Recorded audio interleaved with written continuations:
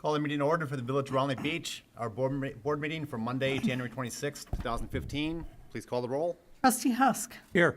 Trustee Valdez. Here. Trustee Smith. Here. Trustee Butler. Here. Trustee Mount. Here. Trustee Mattingly. Here. Mayor Hill. Here. Let the record show a quorum is present. Would you all please rise and join me in the Pledge of Allegiance?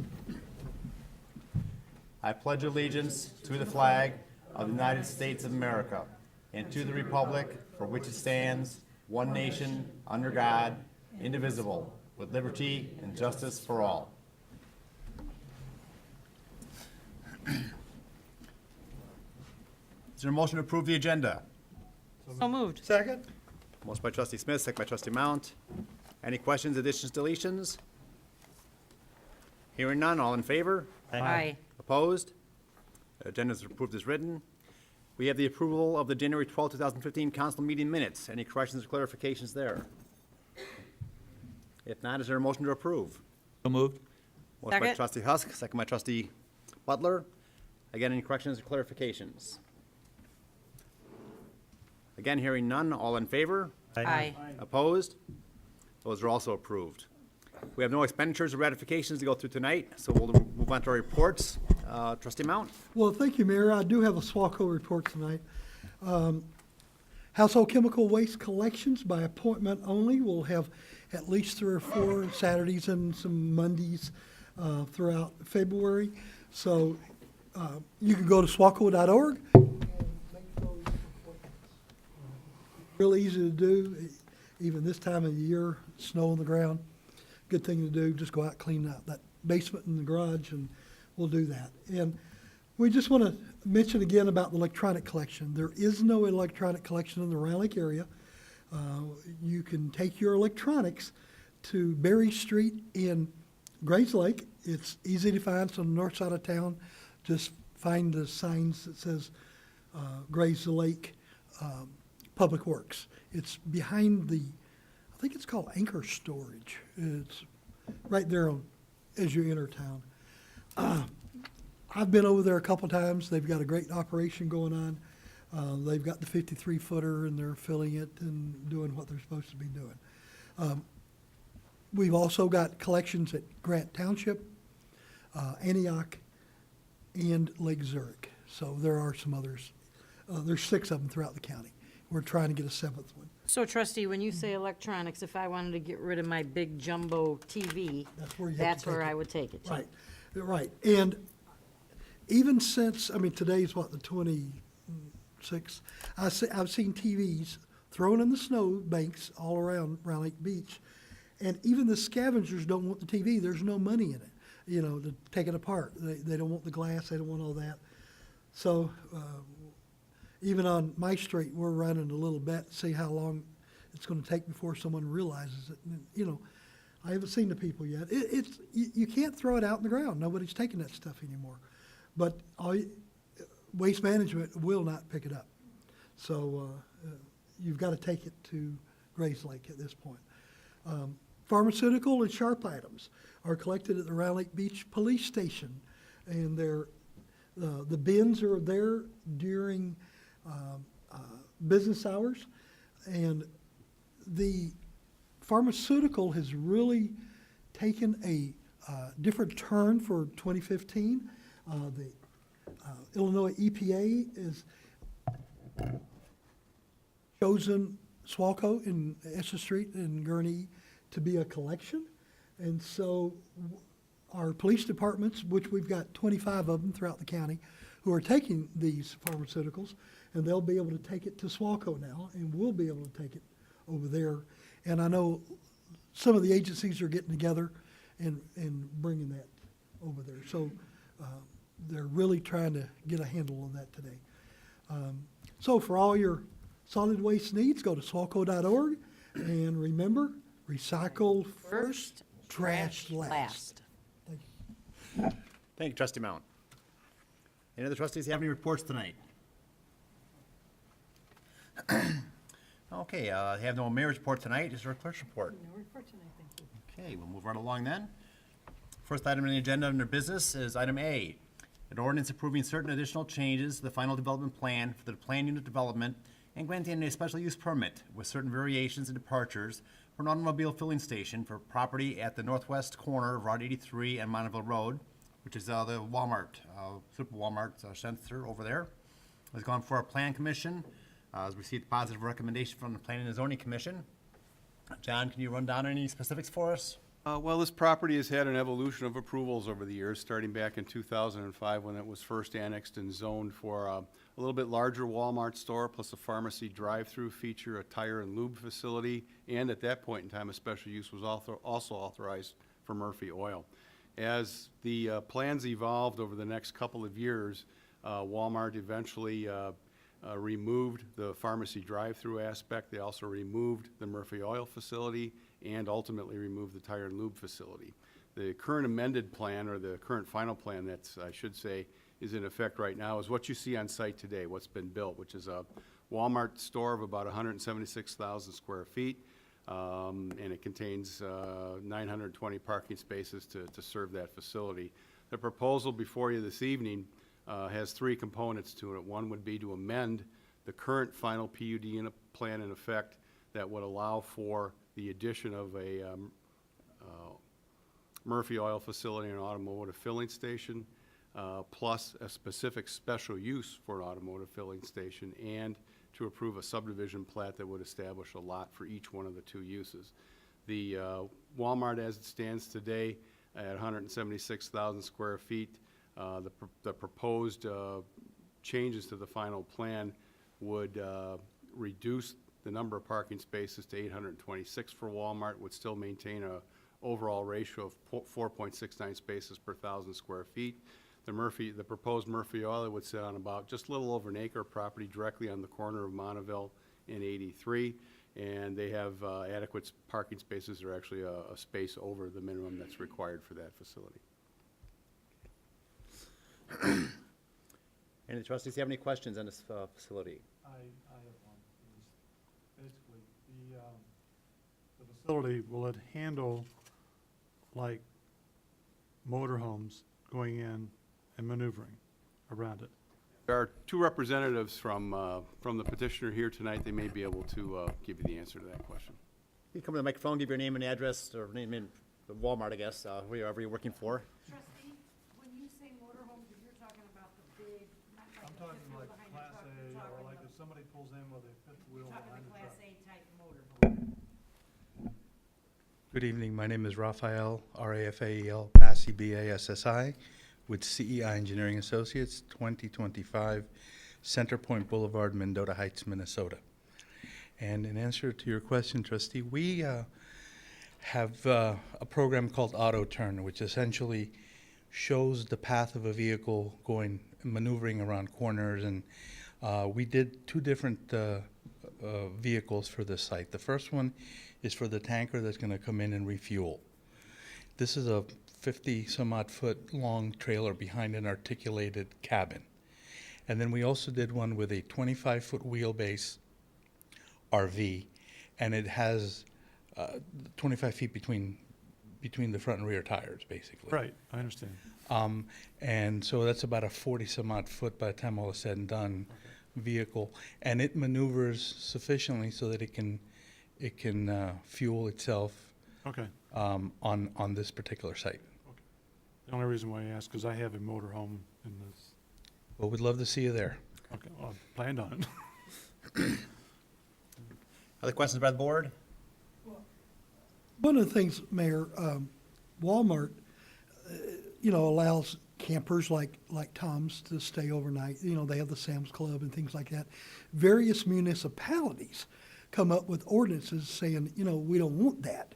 So it's up to the municipalities if say, Tom would pull in with Winnebago and fills up and then decides he wants to spend the night, whether we would run him off or not.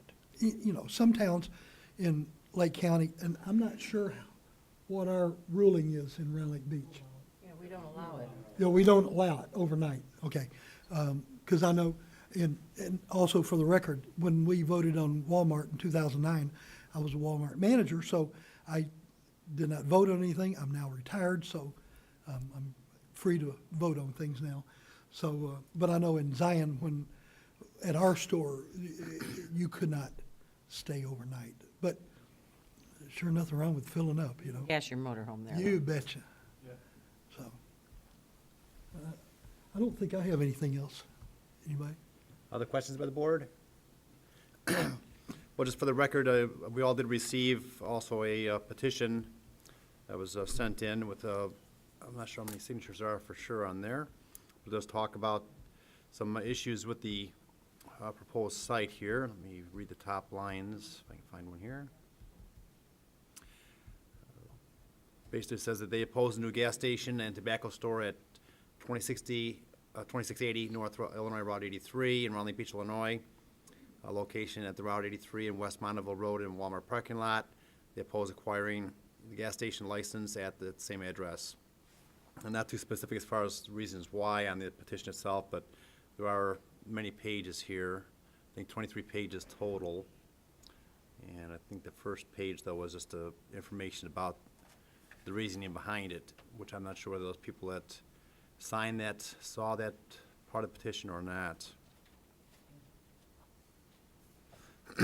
As John said at the beginning, though, the Murphy Oil was part of the original plan, and it was approved by Lake County DOT with that in the plan originally, so the traffic study was done, including the Murphy Oil being there and the impact it would have on traffic and circulation patterns throughout the parking lot.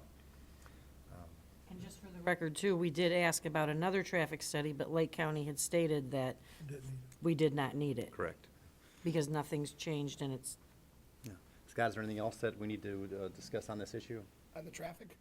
Or on Walmart, the whole? No, I think John did a good job of summarizing it, and all that, in the ordinance, there was a bunch of amendments that were referenced, because over time, we had to, Walmart kept coming in for changes.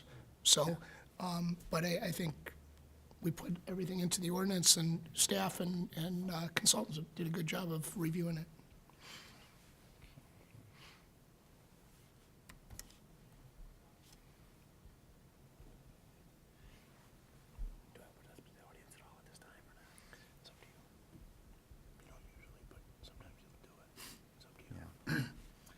Since there were so many signatures on the petitions, if there's anyone in the audience that has any comments on this proposal for the gas station there, I'd like to come to the microphone, give your name and address for the record, either state your pro or con as far as the proposal. Thank you. Okay, I guess up to the board now. I'll ask, see if there's a motion for approval. So moved. Second. Motion by trustee Manningley, second by trustee Smith. Any questions? Please call the roll. Trustee Husk. Aye. Trustee Valdez. aye. Trustee Smith. Aye. Trustee Butler. Aye. Trustee Mount. Aye. Trustee Mattingly. That's approved 6-0. Item B, as a resolution authorizing and approving an award of contract to Pipe View in an amount not to exceed $55,990.90. Down that. Thank you. Thank you. This is for our annual televising of the sewers that we have to do by contract with the Fox Lake Sewer Plant. We have to do a minimum 10%. We've been doing more than that because we've been getting a very good price on it by going in with other villages. And this time we went in with the whole Northwest Lake County for FPA Wholesale Sanitary Sewer Advisory Committee. All went together and we had a very big bid and I think a very good price on it. It's gonna cost us a lot more, unfortunately, when we need to actually go in and fix the repairs, and whatever we find out is wrong, but at least the televising itself is coming in at a great price again. Any questions by the board on that? If not, is there a motion to approve? So moved. Second. Motion by trustee Butler, second by trustee Husk. Any questions? Please call the roll. Trustee Valdez. Aye. Trustee Smith. Trustee Butler. Aye. Trustee Mount. Aye. Trustee Mattingly. Trustee Husk. Aye. That's approved 6-0. Item C is an ordinance authorizing the abatement of property taxes heretofore levied for the year 2014 to pay the principal interest on Series 2006, 2009, 2010, 2011, and 2013 general obligation bonds. In order to get the best interest rates on the bonds, we've got to also back them by property taxes in case the village doesn't have the money to pay back the bonds. That way we get a low interest rate, they're secured, and we all win that way. We've never had to levy this tax. We've always been able to abate it because we've held our finances in good condition here. We're going to be abating the property tax again, so it will not go on the residents' tax bills. Is there a motion to approve? So moved. Motion by trustee Husk, second by trustee Smith. Any questions? Please call the roll. Trustee Smith. Trustee Butler. Aye. Trustee Mount. Aye. Trustee Mattingly. Trustee Husk. Aye. Trustee Valdez. Aye. That's approved 6-0. Item D is a resolution authorizing and approving an award of contract to SAE Customs in an amount not to exceed $11,041.74. We're going to be purchasing some new portable radios for the public works vehicles so they can stay in contact and be more efficient in everything they do also. You know, communications nowadays is very essential. Is there a motion to approve? So moved. Second. Motion by trustee Mount, second by trustee Husk, I think, or Valdez? Trustee Valdez? Yeah. Sorry.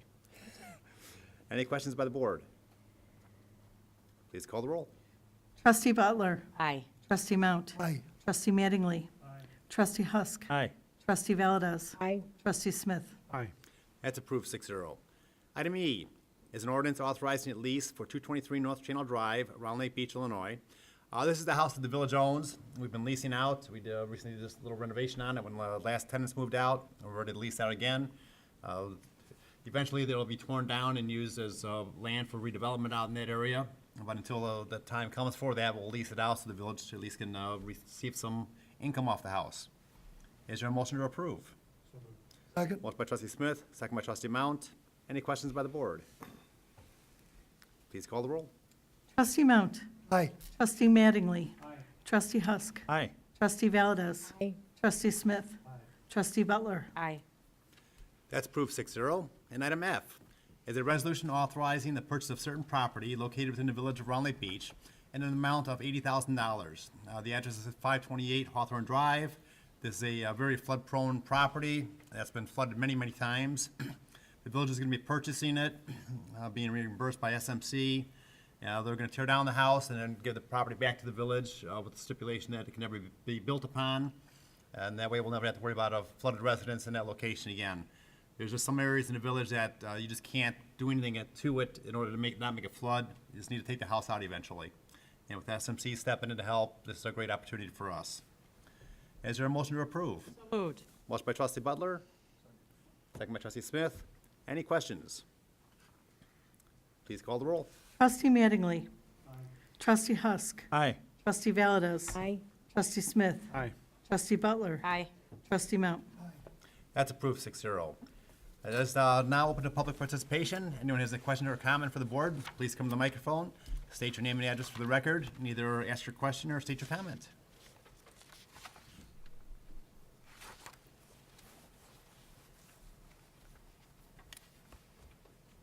Bill Kowalski, 2602 North Orchard Lane. I don't have any expectation of action or anything coming out of this, but I do have a couple questions I wanted to ask. I was looking over the weekend at the village website, and I saw the 2014 annual plan, I guess it is, something dated January 2014. And on the multi-year capital plan, it shows a characterization of all the streets in the village. And so Orchard Lane is assigned a rating, I guess, of a PCI between 40 and 80. And there's a number of other streets that are given a PCI of less than 40, and then a whole series of streets that are above 80. And this indicates that the plan is that streets with a PCI of less than 40 would be reconstructed within 5 years. Is that still the plan? Well, there's a little more detail to that. We were successful in getting Orchard Lane listed on the federal opportunities where we can get a grant from the federal government to help redo that road. But we have to wait in a kind of a staging waiting line for that money. But we're hoping to get it done within the next 5 years. If not completely reconstructed, at least partially. So, and then according to this, that after the 5 years where the less than PCI, the PCI of less than 40 is targeted, then 5 years after that, those roads with a PCI of between 40 and 80 would be targeted. So at least according to this plan, in a best case, well, in a worst case, under this plan, could be looking at another 9 years. That's very much worst case. I would expect to be done way before that. How many of the streets that are shown in red here were reconstructed last year? I couldn't tell you off the top of my head. David, would you know? The only streets I believe that reconstructed last year, we proposed more, but there was a funding recalculation by the county that put off some of the streets from last year to this year. So we're probably behind today. Well, we're gonna catch up this year by adding those streets because of the funding. Last year, we finished off most of the streets in the Shorewood subdivision, so that's done. I think we picked up a couple other outliners. This year, I believe we're planning on spending, I don't know, $1.2 to $2 million on road reconstruction. Most of it's gonna be over in the southwestern section of the community. We'll be concentrating our efforts. I believe those are some of the worst streets, at least in the older sections of town. So like I said, I don't have any expectation of action here, but I am just curious as to some of the questions. So what factor does traffic volume play in the prioritization of which roads are reconstructed first? See, I'd have to default that to the engineer who did the study. I think it's not being an engineer, I'll tell you, the factors that came in are what are the primary streets, what are the secondary streets, which have the most traffic. The ones with most traffic are generally be the ones that get degraded the faster, that have to be done on a more regular basis. But I can't believe, now it looks like Cedar Lake on this map that I'm looking at might be coded red here, but isn't Cedar Lake maintained by the county? Yes.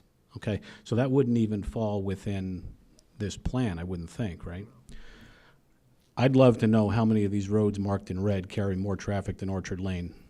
Oh, probably none of them. Probably, I'll bet none of them carry half the traffic that Orchard Lane does. I'll bet none of them carry a third of the traffic that Orchard Lane does. How many vehicles does Orchard Lane carry in a day?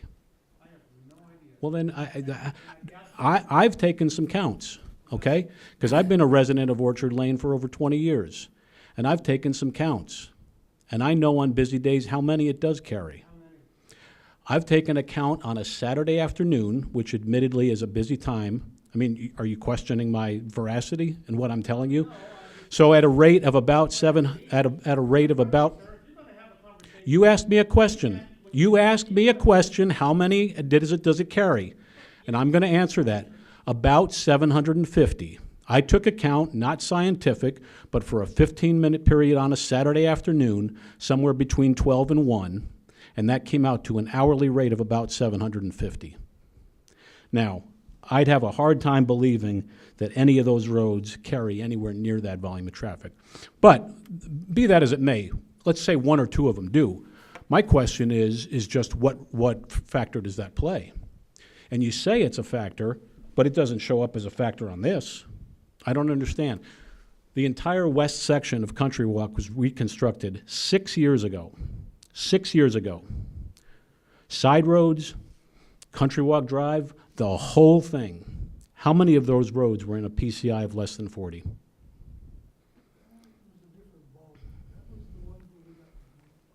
No, that was a bond issuance that we had done. No infrastructure. It was just a repaving. We did some concrete work on the curbs. The whole thing was reconstructed. Torn up, reconstructed from the ground up. The whole, No. I'm sorry? Yeah. Well, it was ground up. Ground Look, up. I'm not a technical civil engineer, but I know the pavement was ground up, Yeah. and the entire blacktop was laid down again. Yes. Okay, do that to Orchard Lane. I mean, that's all I'm saying, all right? That was done 6 years ago. All right. Well, Wildflower was, whatever the term is, 3-4 years ago. Was that in a PCI of less than 40? Again, we don't have those statistics in front of us. If you want to come to a committee meeting for Public Works, I don't. We'll have our engineer there. I don't. I'm just trying to get a sense of where's the consistency. And I don't see any. And I'm to the point of asking, what's going on? What's going on?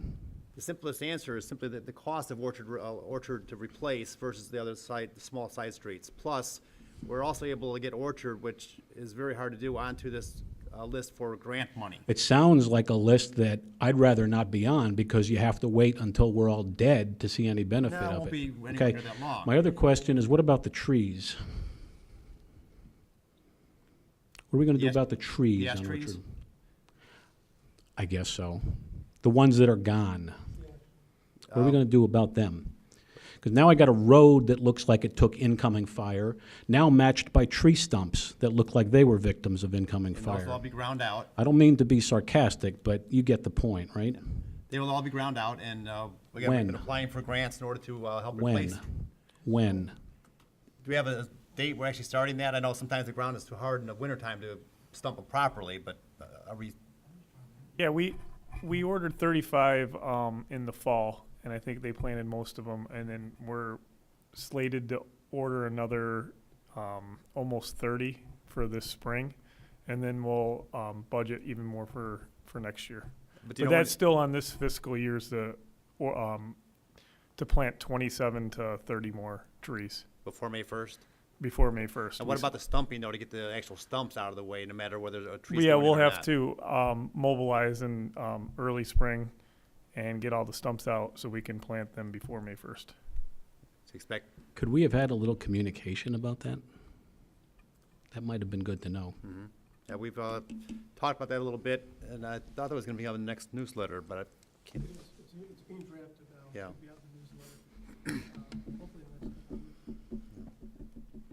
oh, that's right, yeah. Okay, That's the email newsletter? thank you. And just to finish your question as far as Orchard Lane, when the road's gonna cost us, I don't know, a couple $1 million to replace, to grind down and replace versus receiving a, what, is that 80% match or 6% match? 75% match from the government, federal government to help fund those things. If we've got to wait a year or two, I know it's not good for you to hear, but as a village as a whole, it makes a lot of sense for us to not spend that money when we can receive it within the next couple of years from somebody else to pay for the same thing. And I know you don't want to hear that, but it makes sense at our end, at least at my end. And I can't speak for the whole board, but I would think that, and we discussed all that. You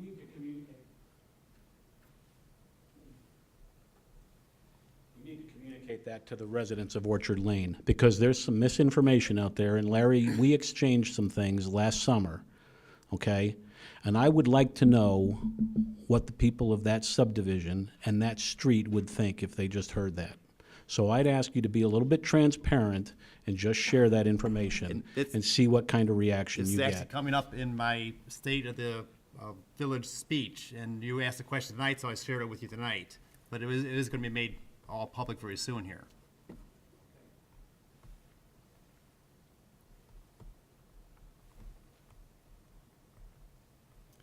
Any other questions or comments from the audience?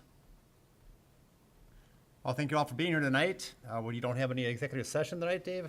No, nothing more. So we have no action on those items. Is there a motion to adjourn? Motion by trustee Smith, second by trustee Butler. All in favor? Aye. Opposed? It's approved. We're adjourned. Thank you.